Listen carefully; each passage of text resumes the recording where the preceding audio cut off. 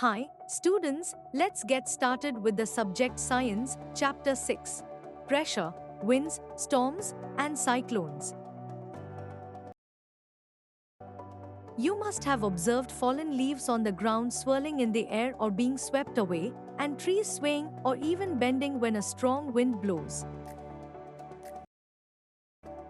Have you ever wondered why fallen leaves rise in the air or trees sway or bend? Does the wind exert force on fallen leaves to make them rise or on trees to bend? Recall other similar effects of the force exerted by wind, like slamming of doors or rattling of windows or fluttering of clothes. How does the force exerted by wind make this happen? The force exerted by wind creates wind pressure, which causes these effects. In this chapter, we will explore the relationship between force and pressure and understand how they shape powerful natural events like thunderstorms and cyclones. 6.1 Pressure. Megha and her brother Pavan are going on a picnic. They walk to the picnic spot, carrying identical items in their bags. Fig. 6.1. 6.1. Megha and Pavan carrying their bags. On the way, Pavan keeps adjusting his bag and looks uncomfortable. Megha asks, "Is there a problem with your bag?" Pavan responds, "Yes, it is hurting my shoulders." Megha says, "Both our bags are equally heavy. Why does your bag hurt and mine doesn't?" Pavan reflects for a minute and says, "Perhaps it is because of the difference in the straps of our bags. My bag has narrow straps while your bag has broad straps.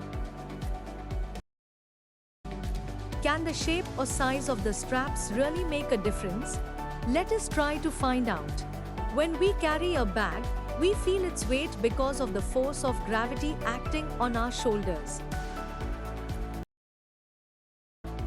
The weight of the bag with narrow straps acts on a smaller area of our shoulders, whereas the weight of the bag with broad straps is spread out over a larger area of our shoulders. It is due to this reason that we feel more comfortable carrying a bag with broader straps than one with narrow straps, although both bags have the same weight. Since the area over which the force acts is involved, we define a quantity called pressure, which is the force per unit area. So, pressure is equal to force upon area. At this stage, we will consider only those forces which act perpendicular to the surface on which the pressure is to be computed. 6.2 Buckets with broad and narrow handles. Broad straps reduce the pressure exerted by the bag on our shoulders as compared to narrow straps. Therefore, we feel more comfortable carrying a bag with broad straps. Can you now understand why it feels easier to lift a water-filled bucket with a broad handle than with a narrow handle? Fig. 6.2. Similarly, we have seen that when people carry loads like pots or vegetable baskets on their heads, they often place a round piece of cloth under the loads. Fig. 6.3. 6.3. Persons carrying loads. In both cases, the objective is to reduce pressure by increasing the area over which the weight acts. Pressure is defined as the force per unit area. The SI unit of force is Newton and that of area is meter 2. Therefore, the SI unit of pressure is Newton meter 2, nm2. This unit is also called a Pascal, denoted by Pa. If a force of 100 N is applied on a cardboard of area 2 square meters, then the pressure applied on the cardboard will be pressure is equal to 50 Nm to is equal to force area 100 N to square meters. There are many situations in daily life where pressure plays a role. Conduct the activities given in Table 6.1 and record your observations. Explain how pressure influences the mode of action undertaken for each activity.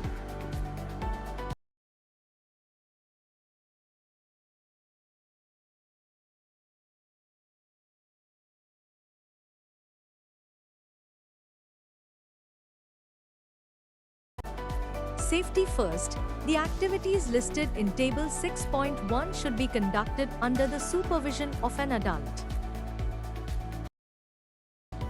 Table 6.1. Record your observations.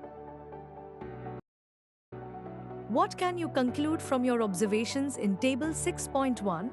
We conclude that when the area over which a force applied is smaller, the resulting pressure is higher, making it easier to do certain tasks.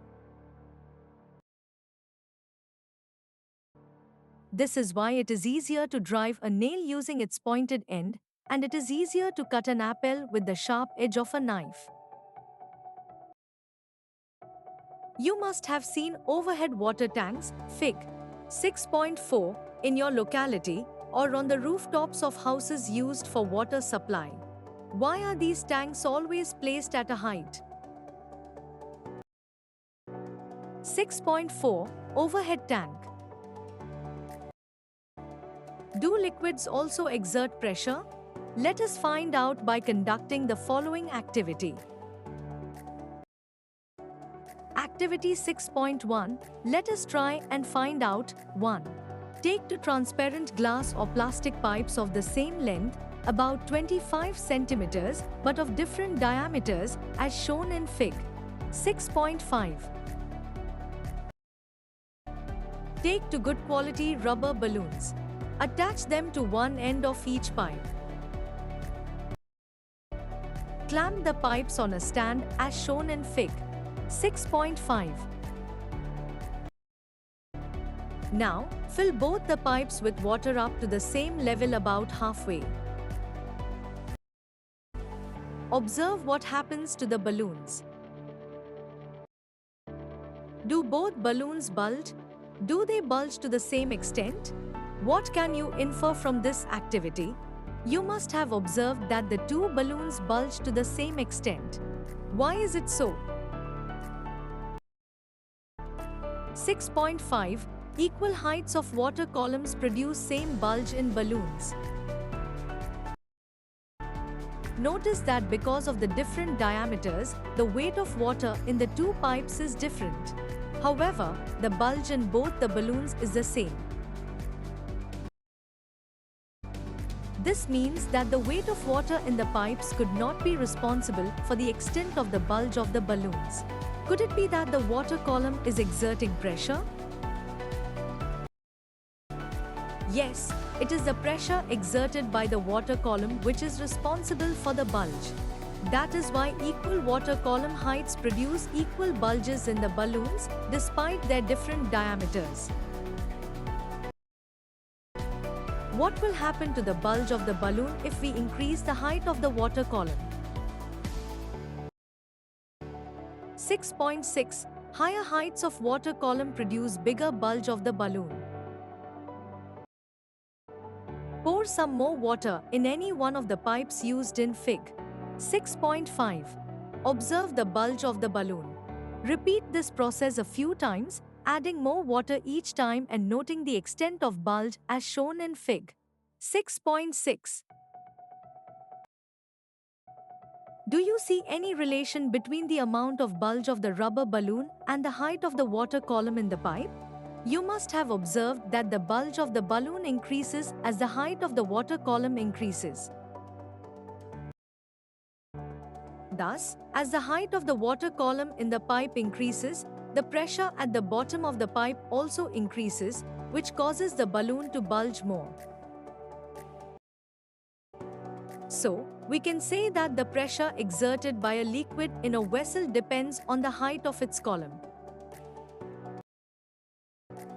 This is the reason why overhead tanks are placed at a height so that the pressure in the taps is increased, resulting in a good stream of water from the taps.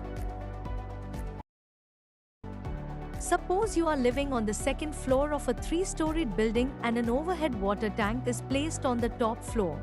Will you or your friend on the first floor receive a more powerful stream of tap water? Give reasons.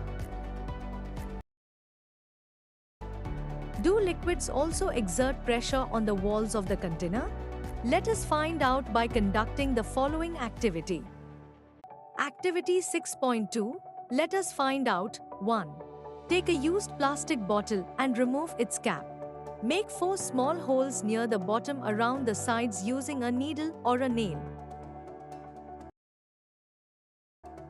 Make sure that the holes are at the same height from the bottom as shown in Fig. 6.7. If you find it difficult to make a hole, you can slightly heat the needle and poke it to make holes. Seal the holes with a tape and fill the bottle with water.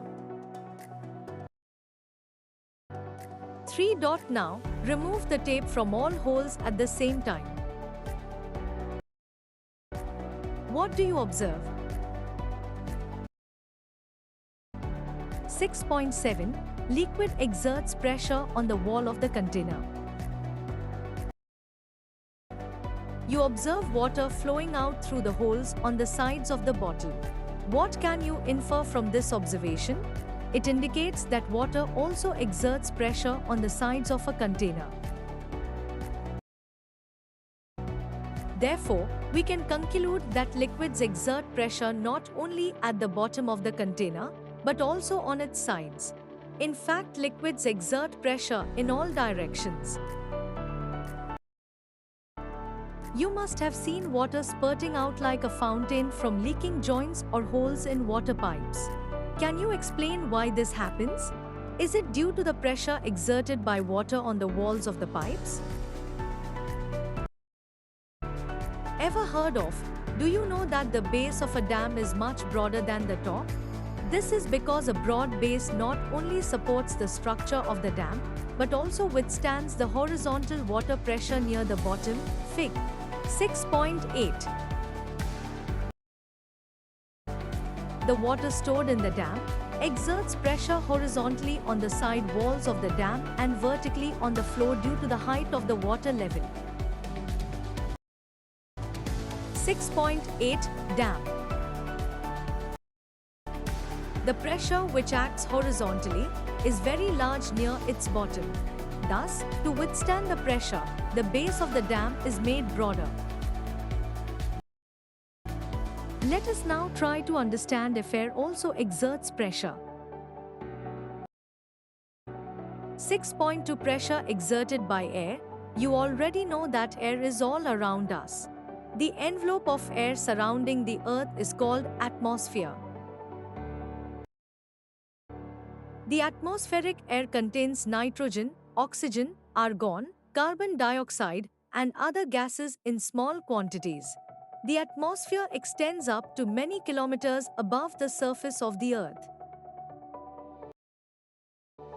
Let us find out if the atmosphere exerts pressure by performing the following activity.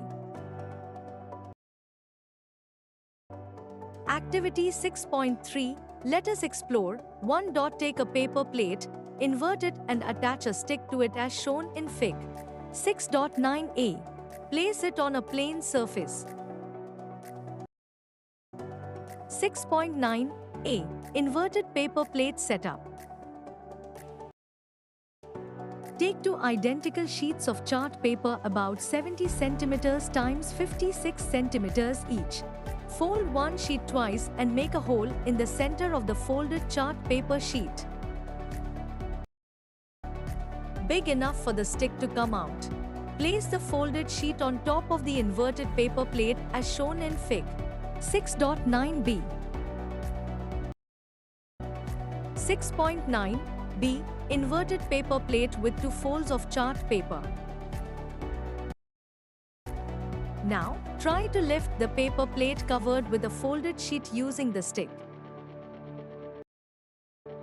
Observe how much effort is needed to lift it.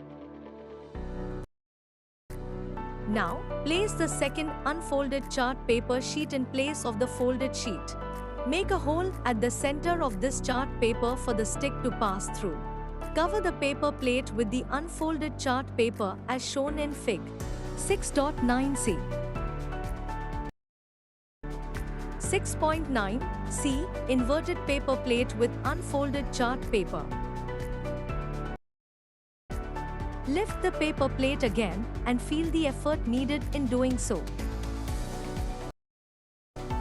In which case is the lifting easier, with the folded or the unfolded chart paper covering the paper plate?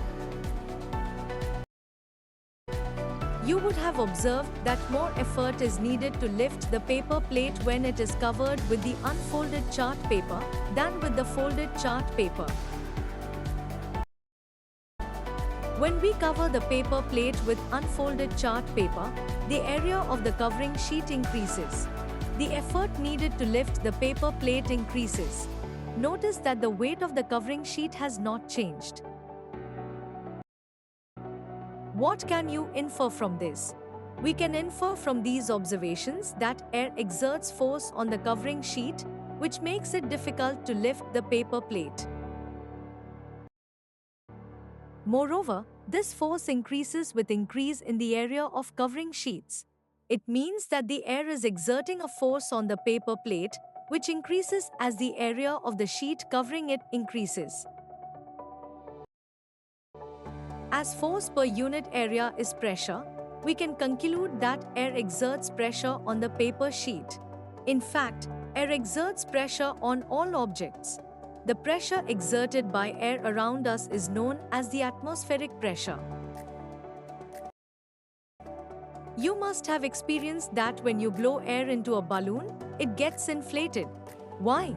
This is because the air being filled inside the balloon exerts pressure on the walls of the balloon. Fig. 6.10. 6.10. A girl blowing a balloon. Can we say that air exerts pressure in all directions? Yes, that is why the balloon expands in all directions. What happens when an inflated balloon is kept without closing its mouth? The air escapes from the balloon. Why does the air escape from the balloon? Have you ever wondered how large the atmospheric pressure is? Let us get an idea about its magnitude by performing the following activity. Activity 6.4. Let us perform. 1. Take a good quality rubber sucker. Press it firmly against a smooth flat surface. Fig.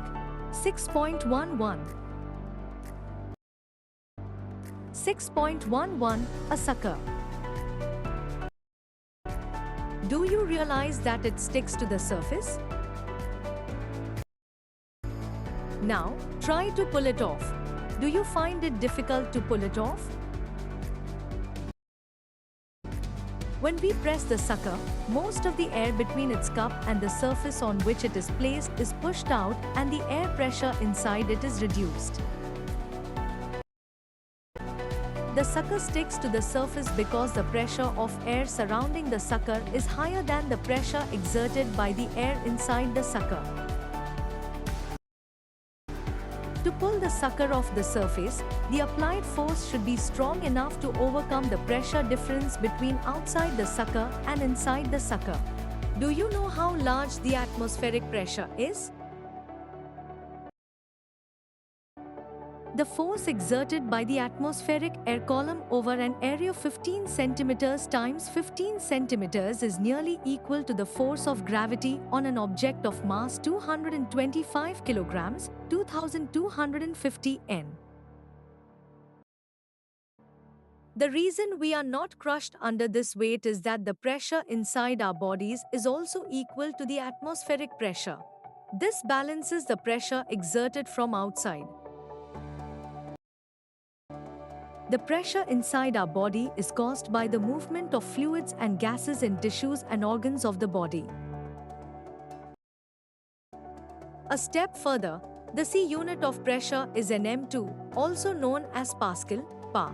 However, the practical unit of air pressure is millibare, MB, which is equal to 100 pascals.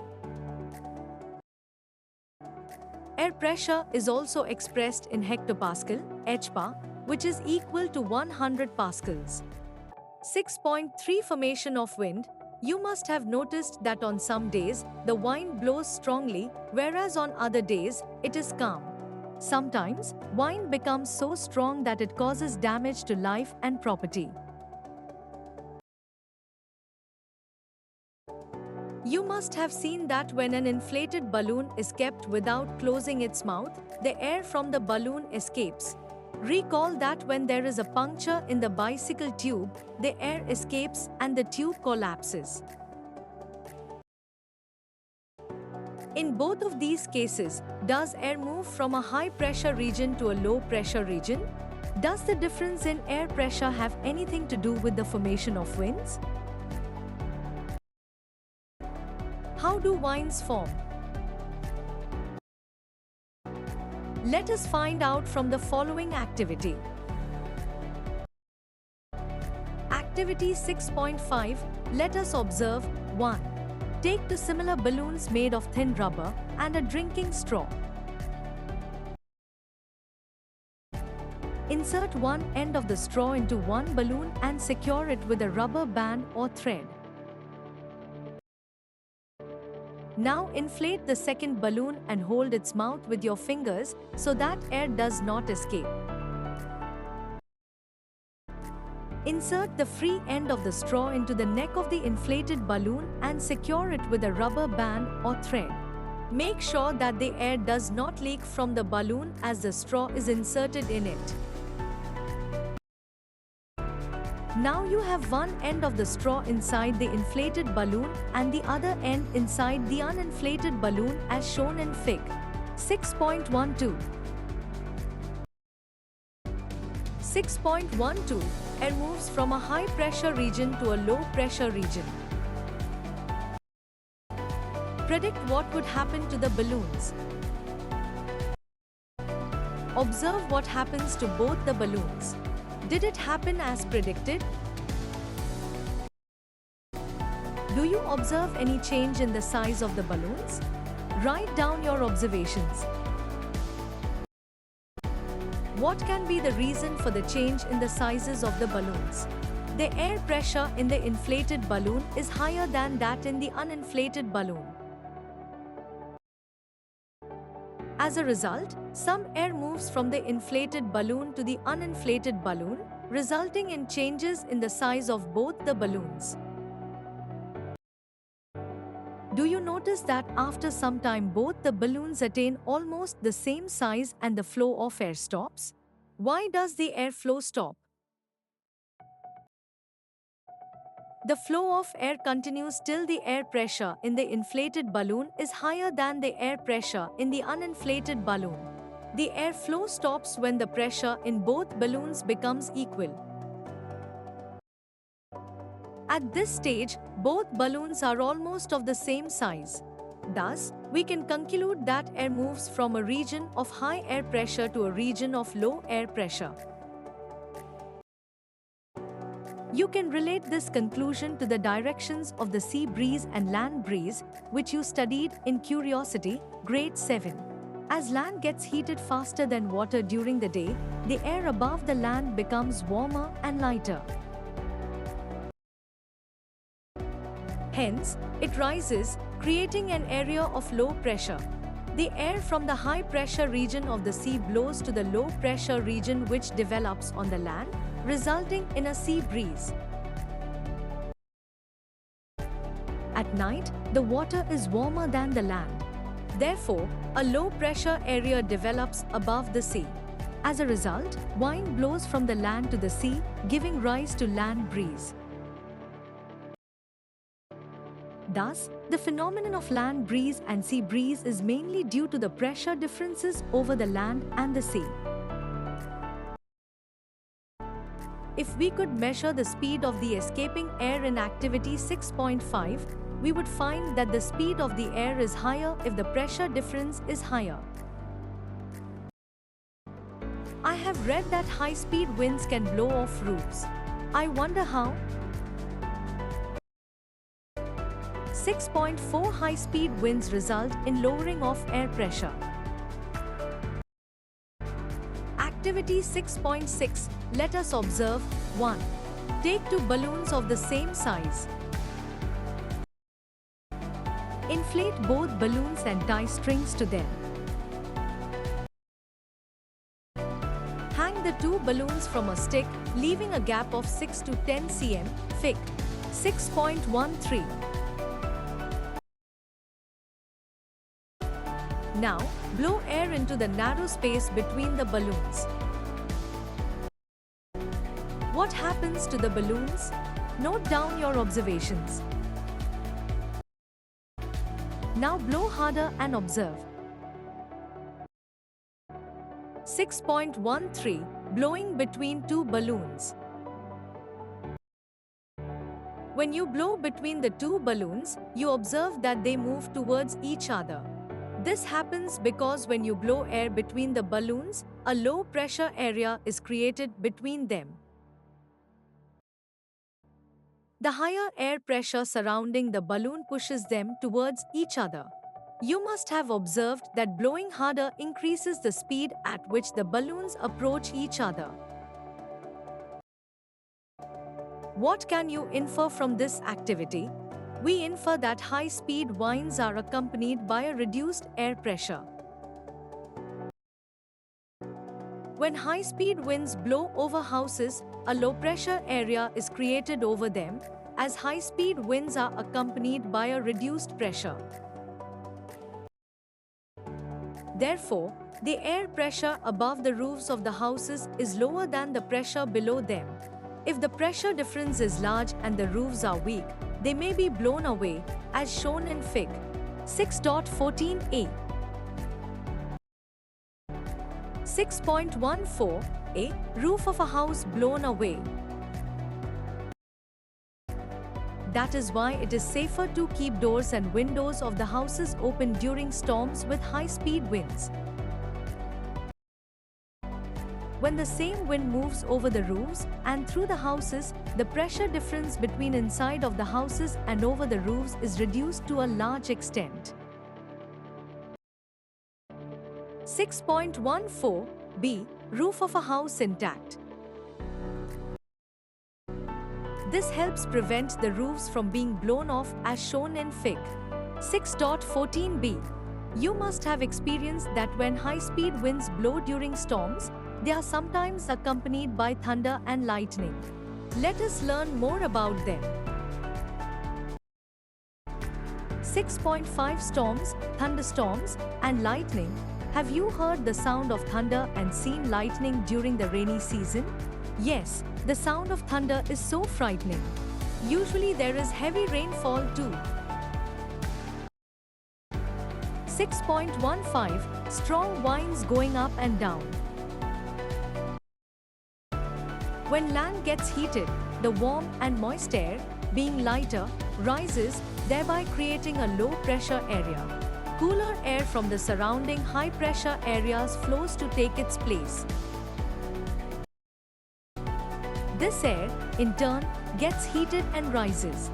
This results in a continuous process of wind circulation. As the rising air expands, it cools and moisture in it condenses to form water droplets, creating clouds. The water droplets merge to form heavier drops, which come down as rain, hail, or snow. The strong winds accompanied by rain is called a storm. In hot, humid, and tropical regions like India, storms are more frequent. Under certain conditions, warm air rises to great heights that the low temperature there converts water droplets into ice particles. Strong winds blowing upwards and downwards, Fig. 6.15, facilitate rubbing between water droplets and ice particles. You have learnt in the chapter, exploring forces that when two objects are rubbed against each other, they get charged. In this case, strong winds blowing upwards and downwards and rubbing against each other cause static electric charges to develop within the clouds. The positively charged lighter ice particles move upwards and occupy the upper part of the clouds. The negatively charged heavier water droplets occupy the lower part of the clouds. Thus, a charge separation within the cloud takes place. Also, when the negatively charged lower part of the cloud moves closer to the ground, it causes the ground and nearby objects, such as trees or buildings, to become positively charged. Fig. 6.16. 6.16. Lightning. Normally, air acts as an electrical insulator and does not let opposite charges meet. But when the buildup of charges becomes very large, the insulating property of air breaks down. A sudden flow of charges takes place, producing a bright flash of light called lightning. Lightning can occur as opposite charges collide within a cloud, between clouds, or between clouds and the ground. Lightning rapidly heats up the air around it, causing the air to expand and produce a loud sound known as thunder. A storm accompanied by lightning and thunder is called a thunderstorm. A step further, isolated and localized thunderstorms can sometimes occur in various regions of India. These thunderstorms are known by various names such as Kalboishki in West Bengal, Bihar, and Jharkhand and Bordoisila in Assam. They occur before the arrival of the monsoon, thereby helping Kharif crops to grow. In Kerala, Karnataka, and Tamil Nadu, they are known as mango showers as they support the ripening of mangoes. Local thunderstorms in Karnataka help in the growth of coffee plants. Lightning can be dangerous. It can ignite fires, damage buildings, and cause severe burns or death in humans and animals. We must take necessary precautions and protect ourselves from lightning. During lightning, stay away from tall objects, find a low-lying open area and crouch down, and minimize contact with the ground. Do not lie down flat. Avoid using an umbrella with a metallic rod. If you are in water, get out of it. If you are inside a bus or a car, you are comparatively safer. 6.17. Safe position during lightning. Ever heard of a lightning conductor? Is a metallic rod installed along the walls of buildings during their construction. One end of the rod is pointed. This end is kept higher than the highest point of the building. Fig. 6.18. The other end of the rod is buried deep in the ground. The rod provides easy path for the transfer of electric charges into the ground. 6.18. A lightning conductor. 6.6. Cyclone. Cyclones are large storms that form over warm ocean waters. As the ocean water gets heated, the warm and moist air above it rises. As the moist air rises, the water vapor condenses to form raindrops. We know that during evaporation, water takes up heat to change into vapor. When this water vapor condenses into raindrops, heat is released back into the atmosphere. This causes further warming of the ascending air, leading it to rise even further, creating an even lower pressure. Air from the surrounding regions rushes in and it also starts rising. Earth's rotation causes the moving air to spin. Fig. 6.19. This cycle is repeated, resulting in the creation of a very low pressure area with high-speed winds revolving around it. This spinning system of clouds, winds, and rain is called a cyclone. 6.19 Winds blowing from high pressure areas to low pressure areas. In a cyclone, the region of lowest pressure is at the center, known as the eye of the cyclone. At the eye of the cyclone, the wind is calm, but the surrounding region experiences strong winds and heavy rainfall. As a cyclone moves from the ocean towards the land, it generates higher wind speeds compared to the wind speeds produced by regular thunderstorms. Once the cyclone reaches land, the source of moist air is cut off and it gradually loses its strength. 6.20 A cyclone. Even as a cyclone loses its strength while traveling over land, it leaves behind a trail of destruction that can take months or even years to repair. Cyclones can be extremely destructive. For example, the Amphan cyclone in 2020 had peak wind speeds of 270 km per hour. Strong winds during a cyclone push ocean water towards the shore, creating a wall of water that can be as high as 3 to 12 meters. This surge of water can flood coastal areas and even areas far from the sea. The heavy rainfall which accompanies a cyclone may cause rivers to overflow and can also trigger landslides. Seawater that rushes inland can contaminate drinking water sources and damage farmland. The salt in seawater can make soil less fertile, affecting crops. Roads may get blocked due to fallen trees and debris, making it difficult for help to reach the affected areas.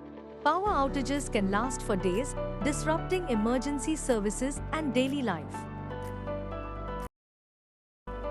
How can we protect ourselves during cyclones? It is important to stay updated on weather reports and periodic alerts and warnings issued by the India Meteorological Department, IMD. Thanks to the weather monitoring satellites, today we can track cyclones and predict their path, helping us reduce their impact on life and property. Several national and international organizations work together to monitor cyclone-related disasters.